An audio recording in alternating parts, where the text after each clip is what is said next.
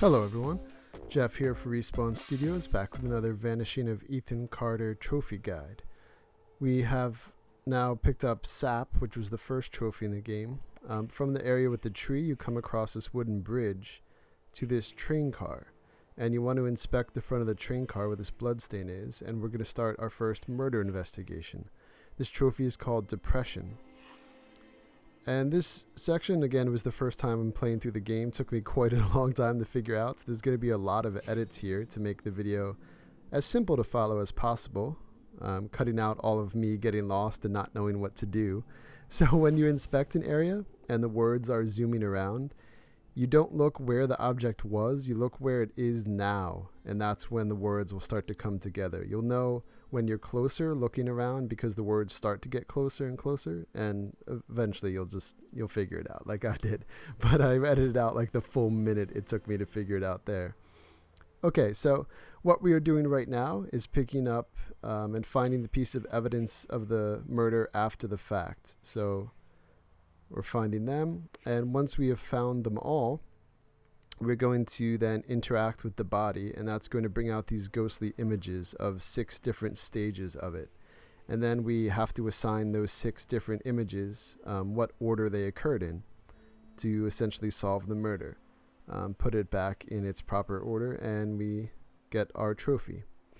So the first piece of evidence was to inspect the train, find out we need the crank. The second was the piece of rope along the tracks. The third is a little bit further on the tracks. We find the severed legs.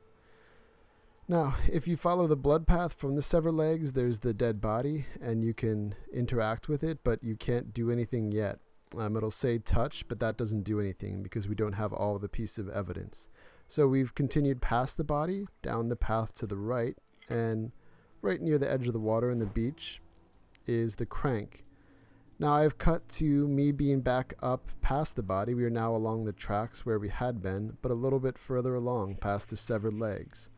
Off to the left of the train tracks are these rocks and a broken sign. We will find evidence of a rock, and you'll see the words are really far apart here, so clearly the rock is nowhere near where it started, right there. And it's going to be over to the left here. See the words get very close together, so there we go. And when you hold X, it's pretty sweet because you get the full 360 view. So if we just held it for a bit, we'd see it's by a stump, but if we keep holding it, the image keeps going around and we see it's also by the train track, so it's actually pretty nearby. As I'm making my way back down along the tracks, I'll run into the other piece of evidence that we need. To find that the train car had been sitting at this stage of the tracks, and then an oil tank over here to the left, the gasoline tank. Okay, so now we know once we put the crank back in the train, we have to bring it to this spot. And once we pick up the rock, we're going to have to put it back in that depression where the rock had come from. So those are our final couple steps now. We have to pick up the rock, put the crank back in the train, bring the train to that spot, and put the rock back.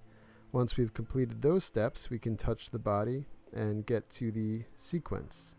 So here's the rock between where the severed legs are and where the gas tank and grass spot were. And now we have, again, just made an edit for time's sake. We've brought the crank to the train. You put the crank in the front of it, and once you're in, you hold down left. It's pretty sweet because while it's moving, you can look behind you and off to the side, so it's fairly easy to match up with the spot where you have to be. You should be able to get it the first time. And there's also a little noise cue to let you know that you're in the right spot. Okay, so we have the train in position. The last thing we have to do is put the rock back. Here we go. And that's it. Now we're going to go back to the dead body, follow the blood path from the severed legs, and now, chronology, I've edited up to here, but it's important to note you can't set the chronology until you've gone and made these 6 images appear. At first, they're just a bunch of blue lights. You have to walk to all 6 of them. Once all 6 are there, then you can tag them for their chronology. Alright, so the first one is, and this is like my millionth time doing this. I did not think that was the first step. I kept getting these wrong. The first step is that one with Ethan tied to the train tracks and the person kneeling next to him. Number 2 is the old man, I guess his grandfather, picking up the rock. Number 3 is the grandfather confronting the man at the train. Number 4 is the man on the train tracks about to get his leg severed. And then the final 2 are along that blood path. First with Ethan and the grandfather, and then with the grandfather over the man. Okay, once you have all 6, you can hit triangle, and it brings up the actual event. And I've cut out that kind of cutscene part. It's because it's not really necessary for the trophy. I don't want to make an hour-long video people have to sit through. You're going to have to see it anyway when you do it.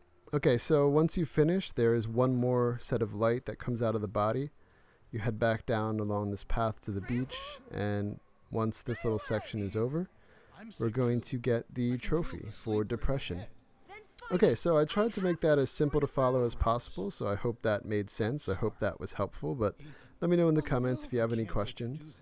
Thank you very much for watching, and I will be back with a few more trophy guides soon.